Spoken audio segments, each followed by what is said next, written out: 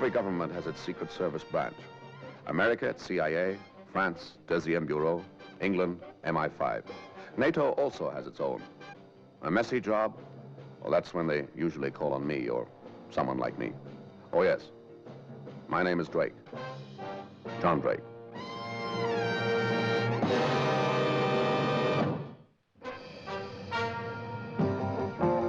I can clearly remember the very first time I experienced a real, genuine surprise. It was when I learned that storks bring only storks. Now, since then, I've been surprised, but not as much, until this morning. I had a call from the Baravian embassy asking me if I'd come at once to see them. Now, I've been sentenced to death by their present government, in my absence, fortunately. Technically speaking, of course, the Baravian embassy is on Baravian soil, but they were hardly likely to execute me there and then on a Wednesday morning in a respectable London square, so curiosity got the better of me. I was even more surprised when I was ushered into the office of my old enemy, Miguel Torres, spy, undercover agent, provocateur, freelance saboteur. My old friend, John Drake. Why aren't you dead? Have a cigarette. Yeah, thank you. What do you think, huh? Of what? Of me, Miguel Torres, now the legitimate representative of a legitimate government. Everything legitimate. Come now, we do not carry torches or banners, you or I. We do a day's work for a day's pay, and if we find ourselves on the opposite sides of the fence, what harm? We are professionals, mechanics. When the job is over, there is no hard feelings, huh? What's on your mind? Our President Gomez and his wife arrived in this country last night. Oh, yes, I do scan a newspaper occasionally. Top-level trade talks, very good publicity angle, too. The lovers, where my husband goes, I go. My country and Maria are my life. It's all very touching. I did a good job, yes. But it is all true. They are very dependent upon one another. So? Nothing must happen to either of them while they are in London. This is why I have sent for you. Why me? I was told to get the best. Your dear old pal. Right. I want you with your quick eyes watching, and your big ears listening, and your animal sense of danger. And the real reason? We are expecting trouble from your friends. Be a little more explicit, please.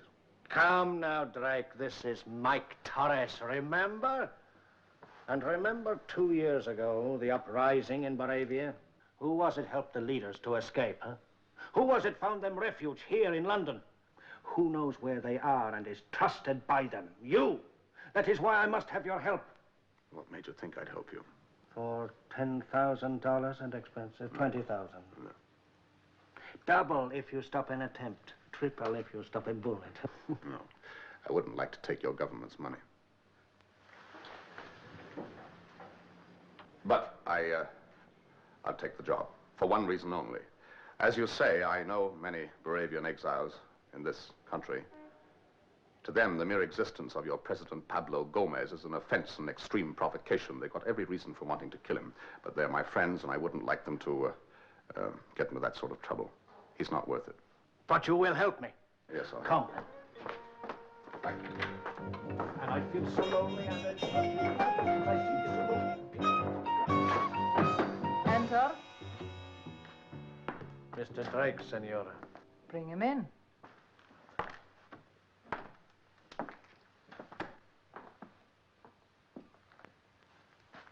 He looks dependable. I'm obliged. You may go, Torres. I'll talk to Mr. Drake alone. As you wish, senora.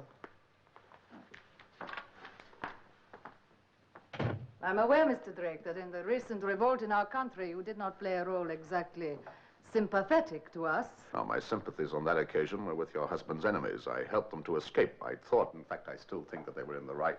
But that, of course, has nothing to do with my protecting your husband and yourself. Now. Yes. They told me you were an honorable man. Now, Torres has told you what is expected of you. Yes. And how do you propose to do it? Well, I should think the first and obvious thing is to check on all the exiles over here. I know where most of them are and what they've been doing since they fled your country. No, I do not want them persecuted anymore. Leave them alone. Do you usually hire experts and then do the job yourself? Let me put it this way, Mr. Drake. The revolt failed. The leaders lost homes, their wealth, everything. Now they are exiles, trying to make a new life in a strange country. We do not wish to be vindictive. Well, admirable sentiments, but then, of course, you can afford to be forgiving. Nevertheless, I should still like to check on them, should I find it necessary. Very well, Mr. Drake. If you say so. I should like you to report to Mr. Torres at least once every day. No, not to Mr. Torres, either to you or to your husband. Oh? Have you something against Mr. Torres? No, that's hardly the point. Then what is? It's just that I've decided to be responsible only to you. As you wish, Mr. Drake. You'll be hearing from me. Bye.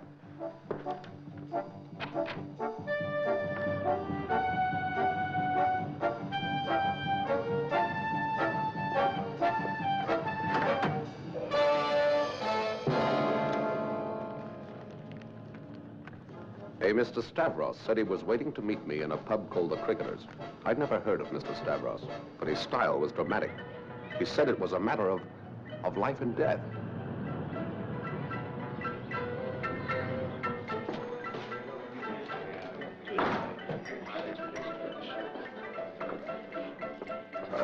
Beer, please. Yes, sir.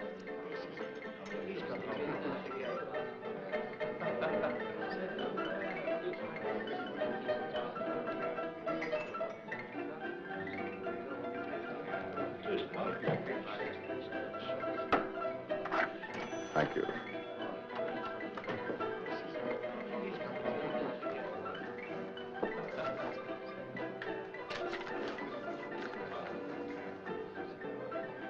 I now drink beer with you, sir.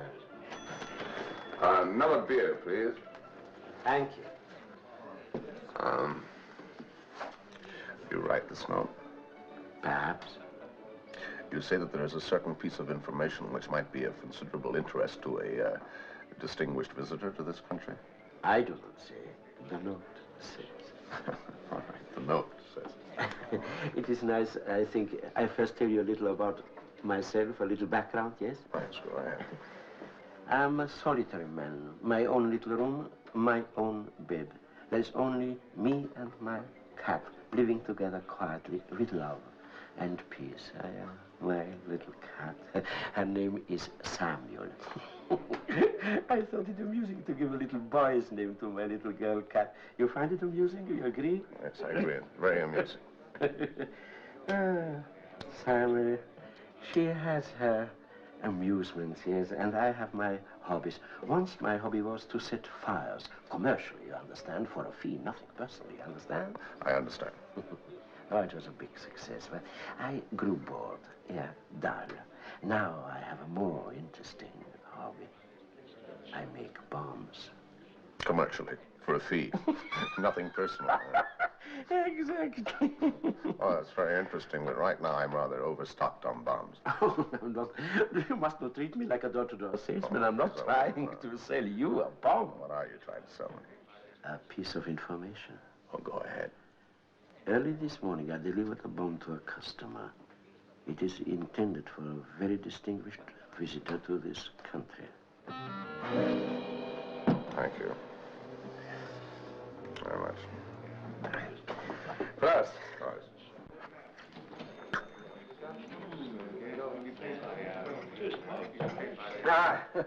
About the bomb.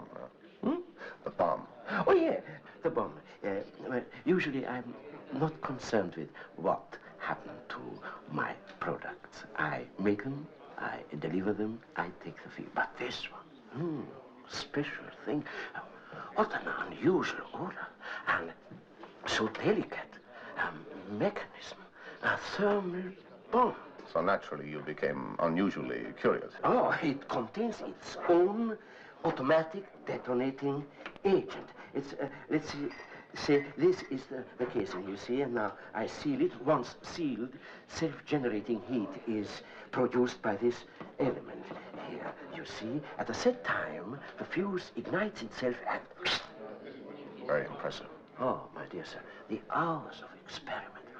And nothing comes easy. endless trial and error. Very few sincere craftsmen left in the world today. That's the trouble. No pride in the work. No pride. Everybody just wants how much overtime, restricted practice. Materialism is destroying us. Now, about the bomb. What time is it set to go off? You have delivered it, haven't you? I can tell you who purchased it, where it is now, and what time it will detonate itself, and where. I do not think £10,000 too high a price for this information, do you? Rare bargain. How do you learn these things? You're very clever, sir. Also cunning. If I tell you how, I tell you who and where. All right. I'll pay.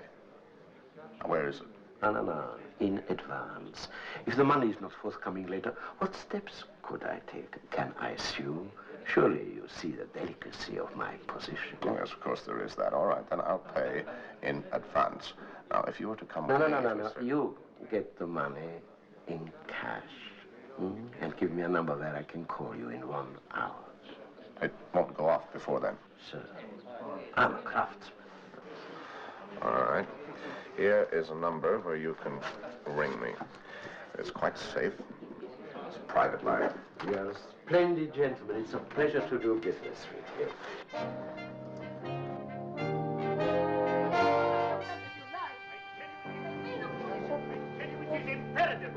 Make a fool of yourself if you like, but do not make me look foolish in public, you hear? And, Oh, Mr. Drake, do come in. I told you about Mr. Drake, dearest. Remember? Yes, of course. Glad to know you, Drake. How do you do, sir? I have a report to make. I will attend to Mr. Drake, darling. I know you have such a lot on your mind. Thank you, my love. That would be most helpful. And now I had to tell her that somewhere in London, a bomb was waiting to keep an appointment with her husband.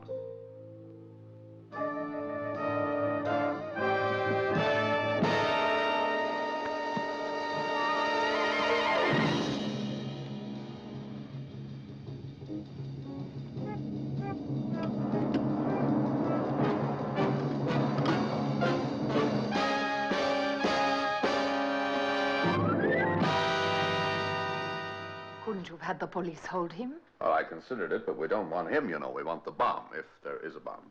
And you think there is? Yes, that's why I let him go. Oh, incidentally, I gave him the number of your private line up here. Do you think he'll call? Well, if he doesn't, then there's nothing in it. He's just a crank. You say this bomb, if there is a bomb, is already set to go off at a certain time. Nothing will stop it. That's right. Well, then, of course, you must have the money. I'll arrange for it at once. Hello? Yes? Yes, that's right. Mr. Drake is here. Hello, yes, Drake here. Yes. Yes, I have the money. Now, if you will come to... All right. 5 o'clock. I'll be there. Yes, alone. And to put the money in a briefcase, go to Paddington Station and wait by the bookstall. Torres, we'll see that you're covered. No, His men will... no. If he sees anyone watching me, then I won't be approached. I'm sorry, but no cover. Very well, Mr. Drake. Go alone. Yes, I think so. Calling at Bath, Bristol, Yacht and Western-super-Mare. Change at Yacht for police. Attention, please. Mr. John Drake. Attention, please. Mr. John Drake. Telephone call for Mr. John Drake. Please call at the station master's office. Mr. John Drake.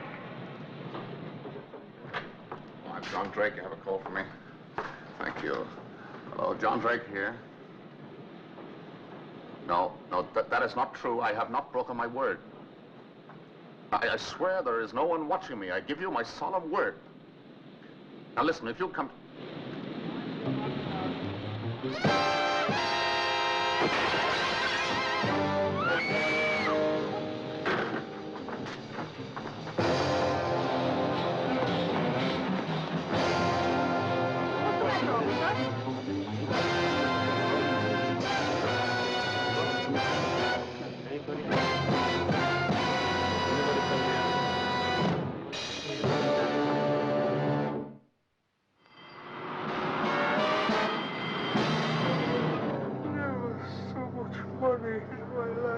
made a bargain. A bargain. Do you remember? You said that you were a craftsman, an honest man. Remember? I remember. The bomb. Where is it? What time does it go off? Tonight, 8:25. Precisely. Tonight? Precisely. 8:25. Precisely. Craftsman. Now, where is it? Where? It's...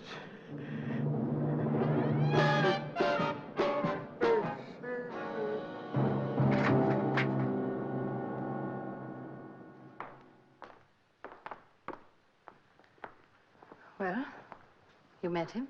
Yes, I met him. But unfortunately, someone had put a bullet in him first. Oh, how terrible. Did he tell you anything? Yes, he told me something, but not enough. Did you ask Torres to have a watch put on me? I'm sorry, Mr. Drake. I have important business. No, I did not order anything of the kind. Why don't you check with Mr. Torres? I will. I promise you, my friend, no one gave orders that you were to be followed to the station. How did the murderer know where to find him? Are there any extensions on the private line upstairs? Of course not. I told no one else. The only people who knew were the president and his wife. But who killed Stavros is not our main problem at the moment. We have to find that bomb. I'll go and check on the exiles. It seems to be the logical step.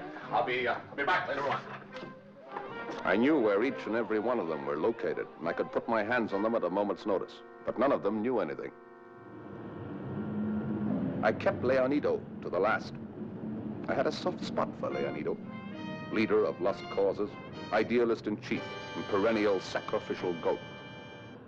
He doesn't know anything about this bomb, Mr. Drake. I promise you he doesn't. I'm sure he doesn't, Rosa. Please forgive this intrusion.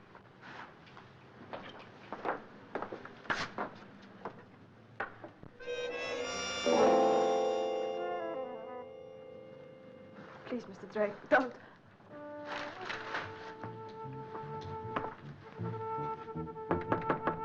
All right, you can come out now, ma'am.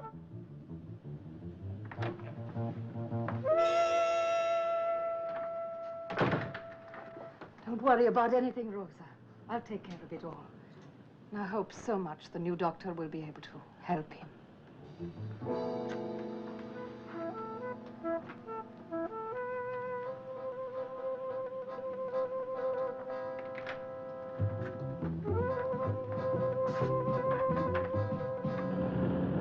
Mr. Drake, try to understand. A long time ago, when we were both children, Rosa was my friend. Whatever Leonido did to my husband and me, she is still Rosa. Whatever I can do to help her, I will do. Why did you hide from me, ma'am? I was not hiding from you. How was I to know it was you came into the room? It might have been just anyone. What the newspapers would have done with a story like that. You have a point there. You don't believe a word I've said.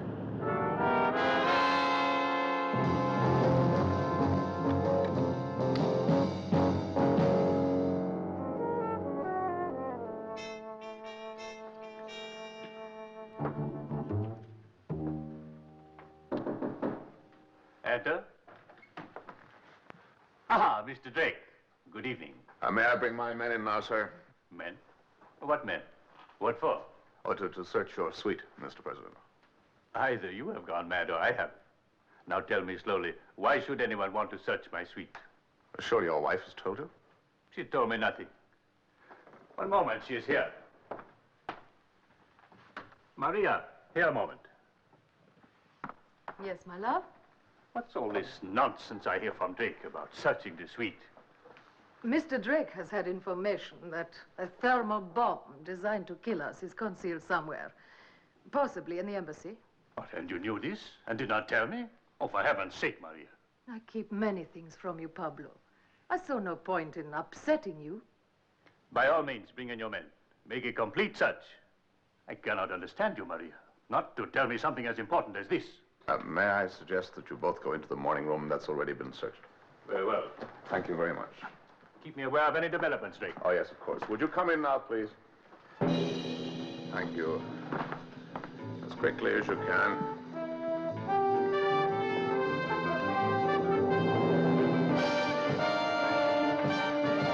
All right, Mike, you can stop packing. The search is completed. There's no bomb in the embassy. Well, we can relax. The president has no further engagements for tonight. Will you have a drink? No, thanks. I better go upstairs and tell him the alarm's over. I think that little fellow of yours was mad, you know.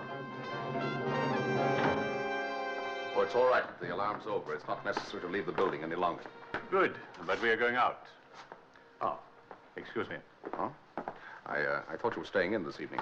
It is nothing official. You should have told me. My husband and I are going to the ballet, if you have no objection. When did your husband make this arrangement? I made the arrangement. When? I should like to know, please. The day we arrived, if you must know. Who else knows of it? Just my husband and myself. Now, we really must go. It would not do to be late, I shall have to come with you, I'm afraid. if you insist. The thing was, which of the great lovers has had enough of the other? One of them for sure, but which? One of them was going to have a last-minute excuse for not getting in that car. One of them. I thought I knew which.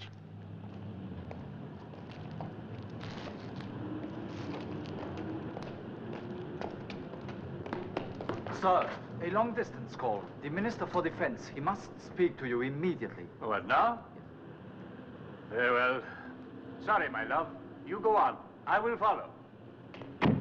I was wrong. He stayed behind, not her.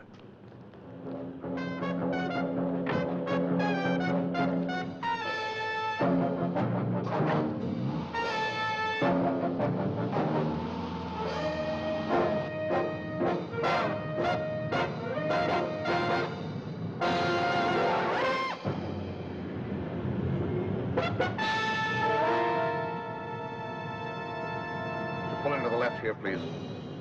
What is it, Mr. Drake? I'm in a hurry. Afraid you'll have to be patient a moment now. Out, please. Go on, quickly. Thank you. Sorry, no time to argue.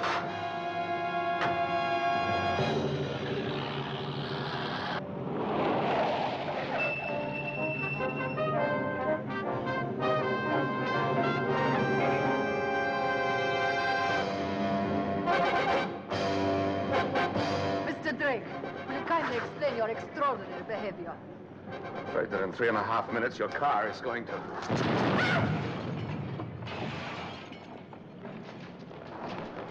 3 minutes, 25 seconds too early. There are no real craftsmen anymore. Would you find a taxi, please? Mr. Drake, what is all this about? I'm sorry, but I suspect that it was your husband who tried to kill you. I knew he hated me. But I didn't realize how much. What do you intend to do now? Nothing, Mr. Drake. Just carry on. My countrymen need peace. We cannot expose them so soon again to the horrors of revolution. But things will change slowly. We will work for that.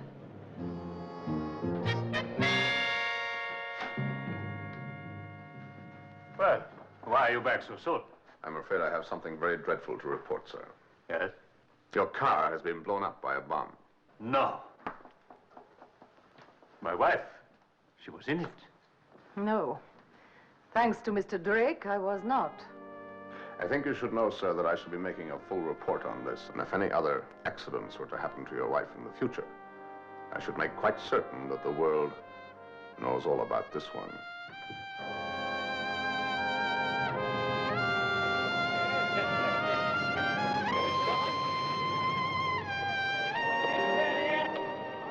As far as I know, well, anyway, I hoped, they lived happily ever after.